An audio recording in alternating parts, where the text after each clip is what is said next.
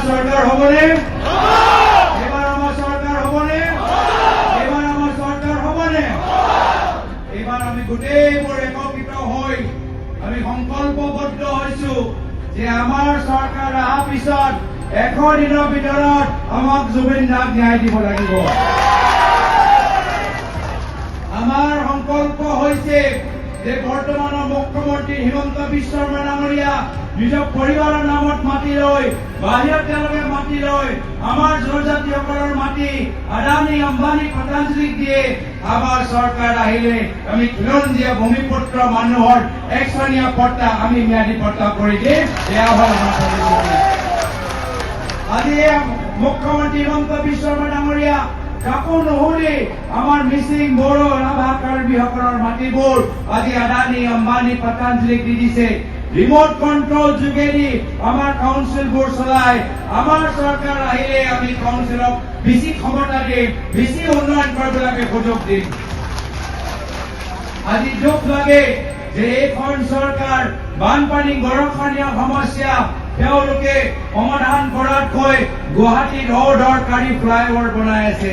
আমাৰ চৰকাৰ আহিলে অদৰকাৰী ফ্লাইঅভাৰ নহয়, বানপানী গৰাখহনীয়া সমস্যা আমাক ৰুধিব লাগিব। এয়া হ'ব আমাৰ কৰ্তব্য। আজি মহিলাসকলৰ ওপৰত চাৰিওফালে গাঁৱৰ ভিতৰত অপৰাধ, চাৰিওফালে অন্যায়। আমাৰ আদৰ্শ হ'ল যিদৰে প্ৰায়ত তন্মূৰে সদায় চৰকাৰ যোগেদি মহিলাসকলক গুৰুত্ব দিলে আমাৰ চৰকাৰ আহিলে মহিলা নিৰাপত্তাৰ বাবে প্ৰত্যেক জিলাৰ ভিতৰত আমি মহিলা আৰক্ষী থানা আমি খুলিম। মহিলাসকলৰ অপৰাধ কমাবলৈ কাৰণে আমি প্ৰতিখন জিলাত মহিলা থানা আমি মুকলি কৰিম। আজি তাৰিখত মহিলাবোৰে কয় যে আমাৰ বাক স্বাধীনতা নাই, আমি এইখন চৰকাৰৰ কাম যদি ভাল নাপাওঁ, যদি প্ৰশ্ন কৰো, যদি সমালোচনা কৰো, লগে লগে আমাৰ 1250 টকা কাটি দিম। কিন্তু আমাৰ কংগ্ৰেছ চৰকাৰ দিনত এনেকুৱা নাছিল। কংগ্ৰেছৰ দিনত সকলোকে মামনি আঁচনি, মাজনী আঁচনি, বাইদেউ নবৌ কল্পতৰু আঁচনি দিয়া গৈছিল। আমাৰ চৰকাৰ আহিলে আকৌ সকলোৱে আঁচনি সুবিধা পাব। এয়া কংগ্ৰেছ কৰক বা কংগ্ৰেছ দল কৰক। আজি মহিলাসকলে কৈছে যে মাত্ৰ আমি আঁচনি লোকে সীমিত থাকিব বিচৰা নাই, নিজৰ উপাৰ্জন বৃদ্ধি কৰিবলৈ বিচাৰো। মহিলাসকলৰ উপাৰ্জন বৃদ্ধি কৰিবলৈ আমাৰ চৰকাৰে দিব 50,000 টকা আপোনালোকৰ গোটত বা নিজৰ ব্যক্তিগত।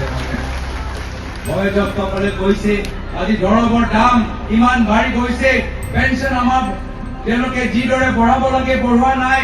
আমি নিজৰ সংকল্প পত্ৰ, আমাৰ নিজৰ গেৰেণ্টি, আমাৰ নিজৰ প্ৰতিশ্ৰুতিত আমি মুকলি কৰিছো যে আমাৰ চৰকাৰ আহিলে প্ৰত্যেক মাহত বয়োজ্যেষ্ঠসকলক 1250 টকা দিয়া যাব।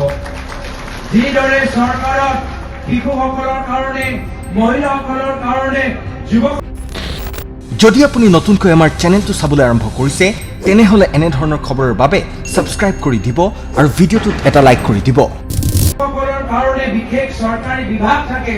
আমিও আমাৰ চৰকাৰ আহিলে বয়োজ্যেষ্ঠসকলৰ উন্নয়নৰ বাবে, স্বাস্থ্যৰ বাবে প্ৰতিখন জিলাত চৰকাৰী বিভাগ আমি মুকলি কৰিম। আজি নিজৰ বয়োজ্যেষ্ঠসকলৰ বাবে কষ্ট কৰিব লাগিব। মানুহবোৰ আমাৰ ওচৰত আহে, কয় আমি হস্পিটেলৰ আমি বিলবোৰ দিব পৰা নাই। সেইকাৰণে আমাৰ কথা হ'ল আমাৰ চৰকাৰ আহিলে 25 লাখ টকাৰ স্বাস্থ্য আমি বীমা আমি মুকলিকৈ আমি ৰাইজৰ মাজত বিতৰণ কৰিম। এনেদৰে আমি কাম কৰাটো বিচাৰো।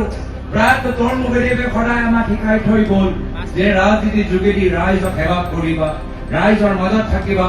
এই অসম হ'ল এটা মিনি ইণ্ডিয়া, এটা মিনি ভাৰত। এয়া এটা বাগিচা, যি বাগিচাত প্ৰত্যেক ফুলৰ ৰং পৃথক, কিন্তু প্ৰত্যেক ফুল আমাক প্ৰয়োজন আছে, প্ৰত্যেক ফুলনি আমাৰ প্ৰয়োজন আছে। তেতিয়াহে আমাৰ অসমৰ বাগিচা সুন্দৰ হৈ থাকিব। আজি সেইকাৰণে এই নিৰ্বাচন যোগেদি আমি অসমখন উদ্ধাৰ কৰিব লাগিব। আৰু অসমখন উদ্ধাৰ কৰিবলৈ হলে হিমন্ত বিশ্ব শৰ্মা ডাঙৰীয়া মুখ্যমন্ত্ৰী গাদী পঠাব লাগিব। এই হিমন্ত বিশ্ব শৰ্মা ডাঙৰীয়াক আমি যোৱা 25 বছৰৰ পৰা চাই আছো কেনেদৰে সকলোকে লোকে বিশ্বাসঘাত কৰিলে। কংগ্ৰেছত থাকিলে তেতিয়া বিশ্বাসঘাত কৰিলে প্ৰায়ত তৰুণমুখেদেৱৰ লগত। বিজেপি দলত গ'ল, বিশ্বাসঘাত কৰিলে সৰ্বানন্দ সোণোৱাল ডাঙৰীয়াৰ লগত। আমি এনেদৰে বিশ্বাসঘাত কৰা মানুহ এনেদৰে দুৰ্নীতিগ্ৰস্ত মানুহ এনেদৰে চিণ্ডিকেট লগত সম্পৰ্ক থকা ব্যক্তি আমি অসমৰ মুখ্যমন্ত্ৰী আসনৰ ওপৰত আৰু বহিবলৈ নিদিওঁ আজি এয়া হ'ল আমাৰ বাবে আটাইতকৈ দুৰ্ভাগ্যজনক কথা যে অসমৰ ৰাজনৈতিক ক্ষমতা এনেকুৱা কিছুমান মানুহৰ হাতত আছে যিসকল গৰু চিণ্ডিকেট পানী চিণ্ডিকেট কয়লা চিণ্ডিকেট পাথৰ চিণ্ডিকেট লগত সম্পৰ্ক ৰাখে এইখিনি সুবিধাবাদী মানুহবোৰ আজি একত্ৰিত হৈ আজি সব হিমন্ত বিশ্ব শৰ্মা ডাঙৰীয়াৰ নেতৃত্বত বিজেপি দলত সোমাই গৈছে আৰু যাৰ ফলত যেনেদৰে অসমৰ ভিতৰত ধেমাজি জিলাৰ ভিতৰত উন্নয়ন হ'ব লাগে উন্নয়ন নাই হোৱা কিয় উন্নয়ন হ'ব তেওঁলোকে গৰু চিণ্ডিকেট কৰি কিমান পইচা পায় কয়লা চিণ্ডিকেটৰ পৰা কিমান পইচা পায় এই পইচা পাহাৰ লৈ তেওঁলোকে অসমৰ ভিতৰত সম্পত্তি বা অসমৰ বাহিৰত এতিয়া সম্পত্তি বনাবলৈ আৰম্ভ কৰিছে দেখিছে আজি মুখ্যমন্ত্ৰী হিমন্ত বিশ্ব শৰ্মা ডাঙৰীয়া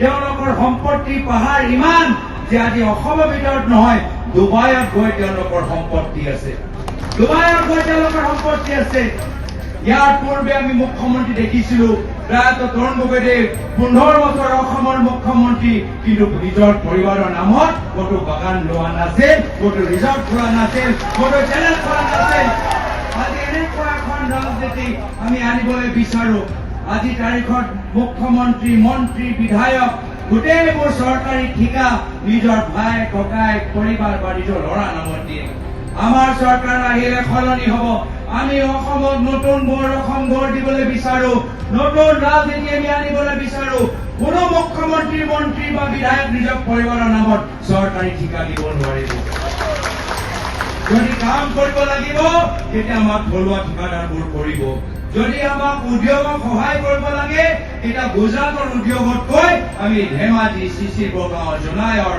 উদ্যোগপতিসকলক আমি সহায় কৰিম সেইকাৰণে আজি মই সকলোকে কৃতজ্ঞতা জ্ঞাপন কৰিছো কংগ্ৰেছ দল অসম জাতীয় পৰিষদ দল ৰাইজৰ দল CPM দল CPIML দল APHLC দল আমি গোটেইবোৰ ত্যাগৰ বলিদান স্বীকাৰ কৰিছো বহুতৰ আশা আছিলে যে আমি নিৰ্বাচনত আগবাঢ়ি যাওঁ কিন্তু বৃহত্তৰ অসমৰ স্বাৰ্থত আমি সকলোৱে একগোট হলো আৰু মই আপোনালোকৰ পৰা অনুৰোধ কৰিছো যে ধেমাজি জিলাৰ ভিতৰত এটাও আসন বিজেপি দলৰ ওচৰত যাব নালাগে এটাও আসন বিজেপি দলৰ ওচৰত যাব নালাগে উজনি আৰু উত্তৰ অসমৰ পৰা পৰৱৰ্তী চৰকাৰ হ'ব লাগিব এইখন চৰকাৰ হিমন্ত বিশ্ব শৰ্মা ডাঙৰীয়া এইগৰাকী অহংকাৰী ব্যক্তি যিজনে কয় যে 6 জনগোষ্ঠী জনজাতিকৰণ হ'ব নোৱাৰে যেতিয়ালৈকে বিধানসভা নিৰ্বাচন নহয় এই অহংকাৰী ব্যক্তিক আমাক আঁতৰাব লাগিব জুবিনৰ মৃত্যু সম্পৰ্কত শ্যামকানু মহন্ত